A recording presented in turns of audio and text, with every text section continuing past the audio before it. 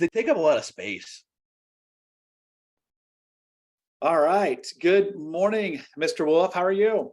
Good morning, Michael. I'm doing very well. It's a nice, chilly day, but overall not too bad here in Denver, so I'm enjoying it. But yeah, how are things with you? Good, good. Happy New Year. Hmm. Boy, I feel like we just came off of our holiday event in November with all of our clients for our pie party. And Hmm. boom, next thing you know, it was Christmas and now New Year and all that. So I know I don't know about you, but how many of your New Year's resolutions have you kept? It's what it is, 9:08 on Friday, January 6th, and I have kept them, right? We have our business ones, which I'm sure we'll talk about. But personally, I just decided for whatever reason that I was gonna play chess this year. Oh, I have probably okay. at 34 years old, and well, 34 in like 11 months at this point in my life, I have probably played, a good 10 games of chess in my life before January 1st. So I Yeah. decided I was going to try to, so I bought like a little course. My wife got me this really awesome chessboard for Christmas. So Oh, I've just been kind of playing the crap out of it, man. So I've been like watching videos online and taking this like little online course and trying yeah. to play people online every day. And I'm still terrible, but we'll see how things develop throughout the year. So I'm really excited. One of our new agents, Aaron, that just came on board, shared with me. I hope he doesn't mind me blowing a little off this, but he was actually the president of his high school chess club. So Oh, I'm excited for him to come whip my butt a few times this year in yeah. the office. But yeah, so that's been my little fun one, right? What about you, Jeb? Do you have any fun things you're gonna try to do this year with the new year? Well, yeah. So a couple things. So we ended up um, acquiring a Jeep. So we're getting into the Ah, Jeep did you life. do it? Um, so I'm learning about four wheeling and articulation and learning about all the things you need like winches and uh, Mm-hmm. track stuff and all that stuff. So it's one of those things where I've never owned one. My wife had one back when she was just out of high school and going into college, but it's been decades. so Wow. so yeah, so that's our fun thing. And so we've been looking at trails and things kind of all over the place for the little short day trips, right? And what's Mm-hmm. interesting is I didn't know this. So on these various trails, some of them they've got blue, greens, and blacks, very much to skiing in the mountains. Yeah. Mhm. They definitely do. Yeah, I have some friends back Oregon and in here in Colorado that are extremely into it. So it's Mhm. a real serious thing. It can be, Uh-huh. squirrel away some money is my Yeah, advice. yeah, I guess stuff breaks, but it's a ton of fun, man. That's been in the works for a while. We were talking about this back in like yeah, October, November, I think yeah, at least, right? yeah. So yeah, Finally was able to find the right combination and the right budget, and whatnot. But yeah, and then I got my Jeep Wave down. not yeah, always, yeah. All right, so Good what are for we you talking about guys. today, Ben? So yeah, so I just kind of want to talk a little bit about, being as we're in the new year here, and I do think that, I know at least our team, we did our business planning back in November, and Yep. of course, as we bring new agents on, if they are, experienced agents, we love to kind of hear what their business plan is and make sure that we're aligning ourselves to be able to support their goals and support their movement towards that. And if we have agents who are less experienced come on, we like to take them through a fairly robust business planning process that we go through, right? So, and I think it's really important for us to kind of stay focused on our goals. I think it's really easy to have 2023 and our success and our movement be a really kind of cute idea in, the fourth quarter of 2022. And then, man, to your point, we get through and it's, getting those last couple deals done. And then it's, Thanksgiving, Christmas, New Year's Day. And then a lot of us have kind of some of our team ambitions that we're starting off here. I know we have several events coming up to get ourselves launched, and it's really easy to lose track of our goals and our progress and the things we set out for ourselves to do in 2023. So I just kind of want to touch base on some helpful tips and some helpful things that we like to do in our house to be able to kind of keep our agents focused and driven towards their goals, and also to hold ourselves accountable as agents ourselves and as managers. So what are some of the things that you like to do? You got a lot of experience in this game. I want to kind of see what you've been able to kind of contribute and what tools you've been able to use to stay focused and stay on the road throughout your whole career here. Yeah, well, I think a couple things. One is having a plan, right, and then working backwards into that plan. Number two Hmm. is being incredibly diligent on a schedule and time blocking. and figuring out there's a specific time that I think is good for networking. There's a time that's good for business. There's a time for education, investing the time for marketing, right?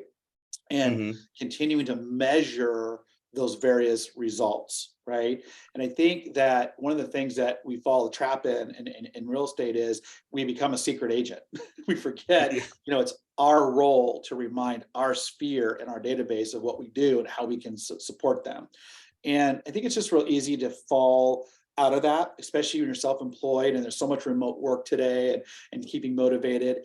I also think it's important, and you have alluded to this in some of our masterminds, is having an accountability, right? So do Hmm. what you say you're going to do, follow up, right? How many calls did you make? How many events did you attend? How many property reviews did you do? But continuing to add value out there in the marketplace with good data.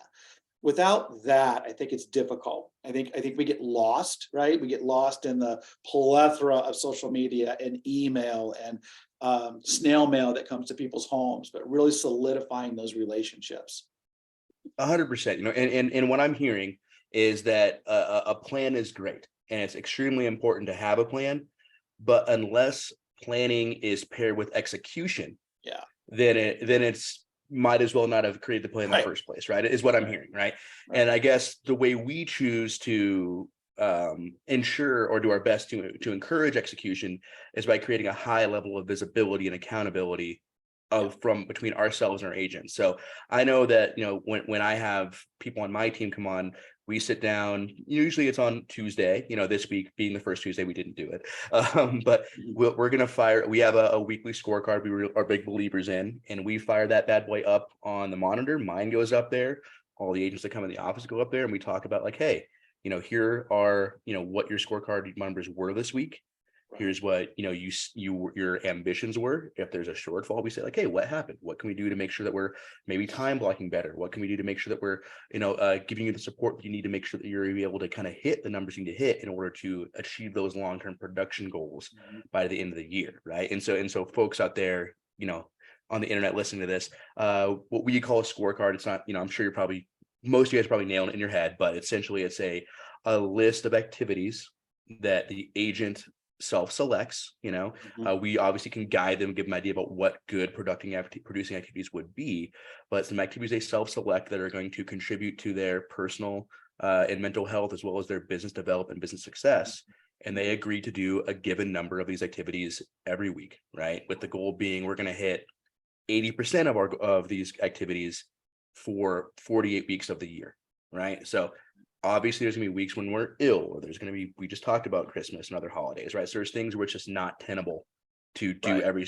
to make 10 calls. Right.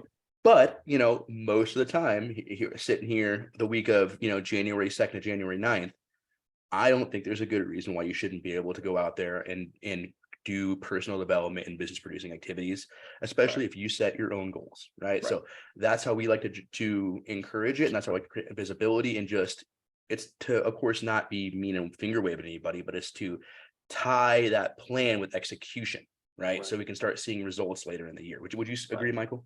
Yeah, I totally agree. And when I first got in the business about 16 years ago, a gentleman said to me one time, everything you touch today, you'll see results in 90 days.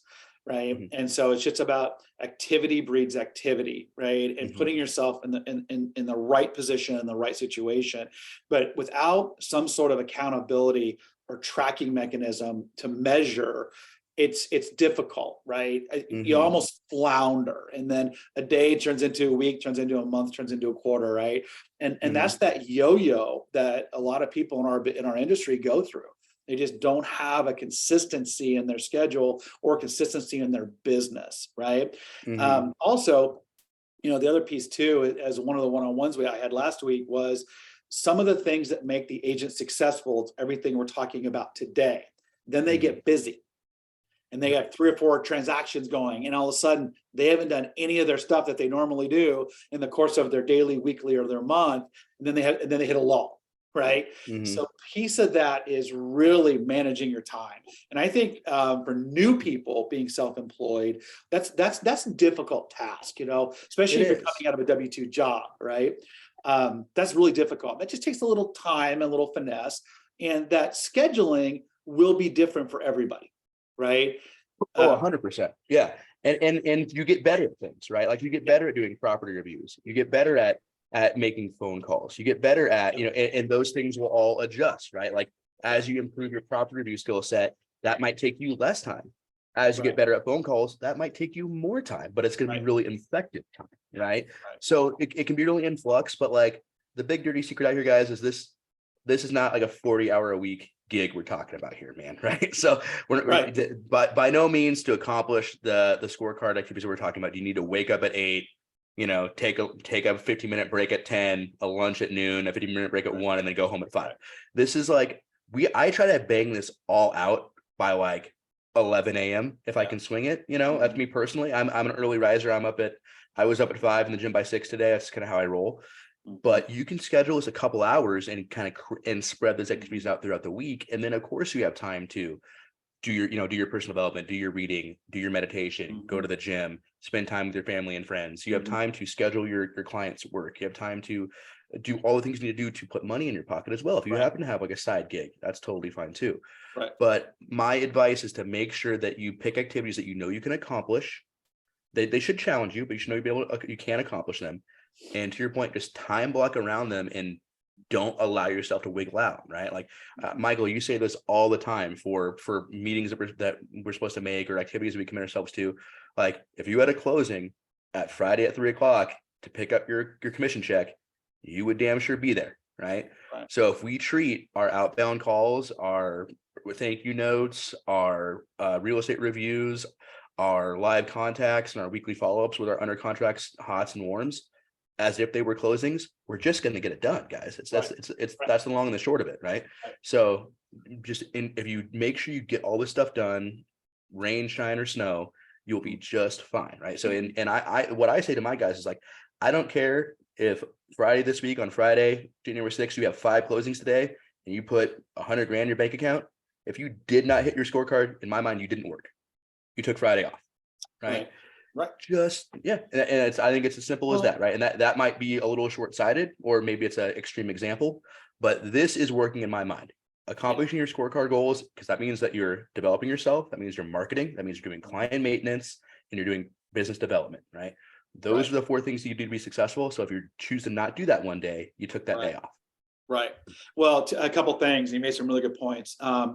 And I very much believe all of the things that are either administrative or when you have contract deadlines, anything that whatever side of the transaction you're on, if you can accomplish your portion of that by 11 o'clock in the morning, let's say 12 the latest, a couple things happen. One is that frees you up, right, to be available to your buyers and sellers, which generally speaking in residential are available after 1 p.m. and into the evening, right? Generally speaking, they go get their work done, right? Then all of a sudden real estate becomes what they need to focus on. The other thing that's interesting is a lot of times we think about a closing, but you have to go back to real estate school, right? We earned the income the day we went under contract. Everything else is process, right? We get formalize it and get paid at closing, but we did our job on that date, right? By that date, everything else is process. And I think a lot of times we forget about that. We go through a lot of motions and we go through a lot of things, and then we get to, well, that's my payday, so I work today. But you made a really good point. Yes, you formalized it, but at the same time, you didn't do all the other things that need to be done today, right? So a lot of it's just balance. Some agents are very early morning risers. You and I happen to be those two. We have agents in our company that are late risers, but they work very late into the evening, and they're wildly successful, right? So I don't ever want to change that that flow for them. But whatever it is, I think that you have to pick a time, right? Your 1 hour, your 2 hour, your 3 hour, whatever time of day that is. We happen to do ours in the morning.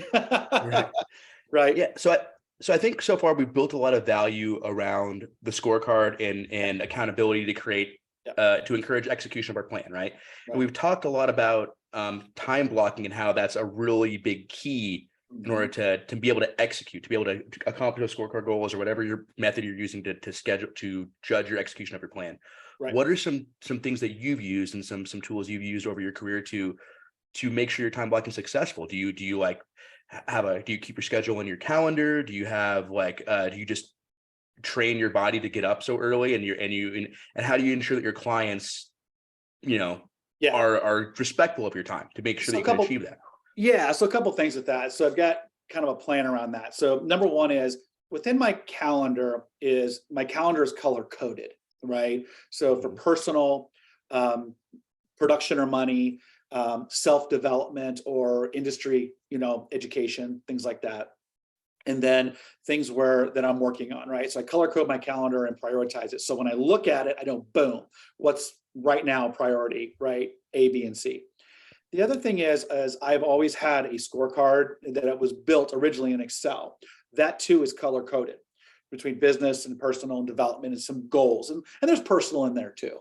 Mhm. I usually print off at the beginning of the year 48 of those, because I think you're exactly right. I think you do have vacations. You are going to get sick. You are going to get derailed here and there. But about Mhm. 48 of those throughout the course of a year. And I have them in a file folder. So at the beginning of the week, I have one, here, and I just keep it with me for the week, right? That helps keep me accountable. The other piece is, I think you're alluding to, is some boundaries, right? And so I've always felt that we need boundaries. We need boundaries with our family. We need boundaries with our clients. We need boundaries with our friends, right? So my boundaries is something like this. I'll frame it. Is I'm available 7 to 7, generally speaking, Mhm. Tuesday through Saturday, and then Sunday and Mondays are by appointment only.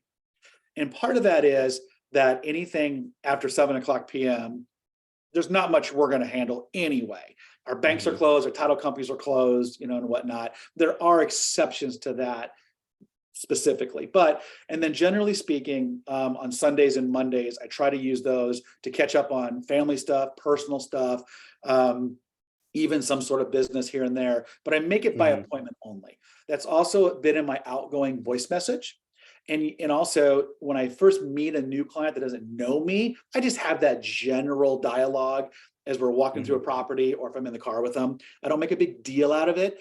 And I'm surprised over the years how many people will call or leave a message or a text and say, "Hey, I was just thinking about this. You do not need to respond tonight," because they Mhm. know, right? It's nothing urgent. You can wait till tomorrow.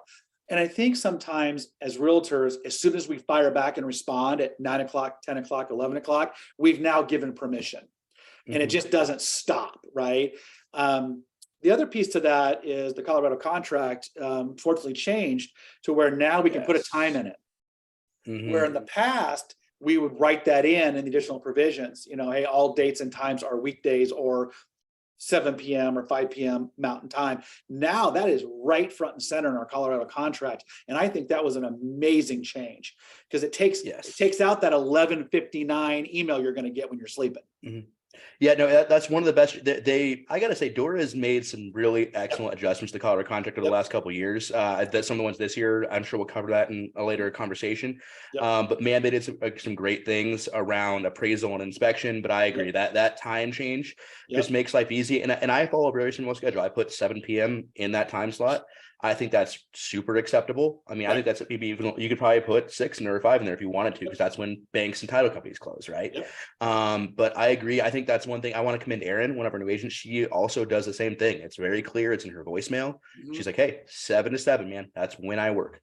Yep. And I think clients are super reasonable with that, man. As long Yeah. as as long as they know what the context of my schedule is, I've never had a single client walk away because Right. I wouldn't pick because I said, "Hey, if it's 10 p.m., can you please just Right. shoot me a text, I'll get back to you in the morning," or whatever, right? Right. It's not Right. that hard. Right. Everyone's been really neat, and to your point, I agree. I think as realtors, we are naturally helpful people. Like, we get in this business because we Right. want to be able to help people go through what is a really beautiful and really amazing they're going to do, is buy a home for their family, but it's also a stressful time, right?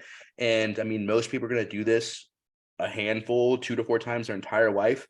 Most of our agents are going to do this 10 to 15 times a year, right? So we want to Right. be able to be the people who are able to help guide people through that amazing yet stressful time period. Right. And because of that instinct, I think if we want to, like, oh man, they have a question, I know the answer, let me pick up the phone and call them, or let me Yeah. send this text back. Mhm. And if that's how you want to run it, I understand, right? Do it. Right. If that's how you have success and you want to do that, that's fine. But I think it's important for us to take a step back and look at the longer term and the overall health play of our personal lives and say like, hey, is it cool that if I'm like watching with my wife, I'm going to take a phone call at 9 p.m. Right? Is that okay? Right? Have you had that conversation with your partner? Right? We same thing when you have children, or if you're walking the dog, like are you taking that time to spend with your friends and family or with yourself to be able to tune out, right? Like if you are in work mode, if you need to wake up at 5, I know I need to go to bed at about 10 p.m. to wake up by 5. So if I'm in work mode mentally until 9:50, I'm going to get terrible sleep and I'm going to be useless the next day, right? So I think you have to take that time to set up boundaries and wind it down. And honestly, it's if you explain to people like, hey, yeah, I work 7 to 7, 12 hours a day, 5 or 6 days a week, by appointment only on the other 1 or 2 days a week. Right. I think that's extremely reasonable in everyone's mind, right? So, I mean, and I think to your point, like, work the schedule you want to work. If you want to be banging out calls at 10 p.m., but not get them at 9 a.m., that's personally fine too. I remember when I was in college and I maybe woke up a little bit later, I was like, there's no reason for anyone to call me before double digits, man. So if that's your philosophy, that's totally fine too. Right. But whatever your schedule is, just set it and stick to it. Again, it's another level of accountability, I think. Right. I totally agree. So one of the things too, so Andrew, so when you look at, you mentioned earlier about having insight and having visibility. So let's talk just a little bit more here in our time together. I think it is important to put things on the screen or put things in front of each other when you have an accountability partner. I know you've been working through this last year, and I think moving forward into this year, what have you found to be just really slick and smooth that works well? You know what? I really find it's just being straightforward about things. And I think as, trying to be a leader going first, right? Because I think that there's this association with accountability and shame that we formulate in our heads that I really want to come against, right? So that is just not the goal, and it's not how we do things. Right. And I'm sure there's people, be that from school or sports or other jobs in the past, where that relationship has been experienced, right? Where maybe they caught some crap in school because they got the math problem on the chalkboard, or maybe they got asked to do something on the football field and they did it wrong and people laughed at them, right? So that is a thing that can happen. Right. But as professionals and as adults here, and as a husband and a father, I want to be able to talk to my people I have relationships with in a way that's very open and honest and have no shame related to it at all. Okay. Right. So, and I fail. Like there's weeks when I get busy and I get tired, or I take my foot off the gas and I don't hit my production goals, right? Or I don't hit all my activity goals for my scorecard. And then that is okay. We're going to have a conversation about it. We're not going to make excuses. We're just going to say, hey, this is what happened. I failed, and I think these are the reasons why, and these are my solutions to correct them. Right. What do you guys think? And then my team will give me responses. I'll come to you with these things. You're like, hey, yeah, that's great. I think you're on it, or hey, you know what, maybe try this. And we're being very production and solution oriented. So I think that is the only way you have to separate shame from the conversation, and it can be difficult, especially with new people. But as you create this culture of accountability being broad spectrum, and people are willing to step forward, and people will raise their hand, I'll go first. I'll put my scorecard up there first. Yeah. As soon as that becomes okay, and they see the conversation being like, hey, Michael, hey, man, you know what? We wanted to hit 80 points this week. You hit 70, what was going on, right? You saw you missed a couple calls. Oh, hey, we were, we lost power for one night. We were kind of working with that process the next day. I was on the road. I just kind of lost it. I don't think it's going to happen again. Or maybe there's something that you messed up on, right? Maybe you're like, hey, you know what? I didn't write it down on my schedule. I missed a phone call. I didn't do this thing for my clients I said I was going to do, and there was a consequence, right? You and I had the conversation with you yesterday, right? I had a consequence because I failed, right? And there's no unringing the bell, but I can do my best to make sure that person feels taken care of going forward, and I can make the correction and not have that failure happen again. Right. So you didn't make me feel bad. You didn't shame me. You put your arm around me and said, that's okay. Here's and we made a solution, right? So that's what leadership is, right? So that is the way I go around it, right? And it's going to probably be an ever turning thing, right? Sure. We're going to always fine tune it, but it's about going first, in my opinion, being willing to show your failures as a leader, come with solutions, and be willing to hear solutions from others. And I think if you continue to do that and you create that culture over time, shame will be totally removed from the accountability and visibility, and it will just be production oriented. Right. Right. No, I totally agree. And I appreciate that. Mhm, That's a great way to look at that environment. And I think, and you're exactly right. I mean, we mhm, call it a practice for a reason, right? mhm, And that's why we're doing that. mhm. And it's about growth, and taking us all to that next level, not only with our wisdom, but our client experience too. So good. Mhm. So what do you want to leave our viewers, our listeners with this week? Guys, I just want to say, like, if there's, of course, as always, if there's any topics that you think that you would like us to discuss, if you enjoy our conversation, please just, if you know us directly, give us a message, or if you leave a comment under on the YouTube video here. Mhm. Or, I'm also going to include, or if you would like a copy of our scorecard, feel free to reach out for that as well, right? It's Yeah, a yeah. it's a really universal tool that can be augmented to your individual skill set, even your career if you're not a Mhm. realtor. Your job has activities you need to be successful, right? That's all this is tracking it. Yeah, and again, if you have any interest in talking through our process of visible accountability and coaching, please reach out, guys. I love having that conversation. I think it's something I'm passionate about, as you can probably tell that I've rambled on about it for a while Yeah, here. yeah. If you want to have some insight into how we like to do it, guys, just please reach out. Awesome. That's fantastic. And I would second that as well. So, Mhm. well, great. Well, let's wrap up here, and then we'll chat with everybody or see everybody probably in the next week. I think we should sneak it though, guys. So please tune in next week. We're gonna have a very special guest We will. next week. It's going to share some insight. A leader, a business leader. She's doing an amazing work and has been for over a decade now. So we're gonna get some insight from a real pro. So really, guys, tune in next week. It's gonna be good. I'm excited. So Awesome. Awesome. Well, fantastic. Well, have a great weekend, Andrew. We'll talk to you next week. see you guys.